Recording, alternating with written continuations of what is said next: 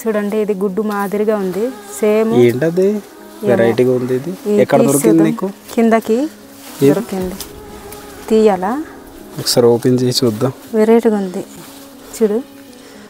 అది ఒక రకమైన కొక్కు అనుకుంటా. ఇది నిజమే. ఇదిగో అదేంటి వెరైటీగా ఉంది. సేమ్ గుడ్డు లాగానే ఉంది చూడు. ఇది పైన ఏమైనా పాము గుడ్డు ఏంట?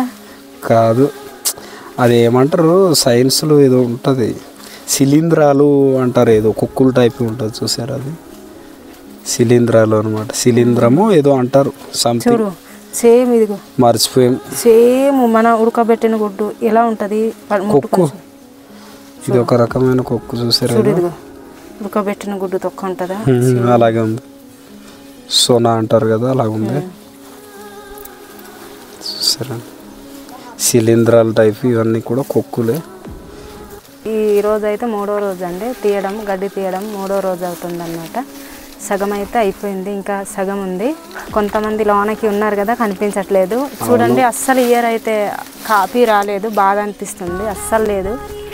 మిరియాలు కాస్త పర్లేదు. మళ్ళీ గట్టికి కాస్తే ఎలాగుంటుందంటే ఆకులు పెద్దగా ఏం కనపడవు, కాపీ గింజలు కనిపిస్తూ ఉంటాయి. ఇయర్ అయితే కొంచెం కాపు అనేది సరిగ్గా కాయలేదు.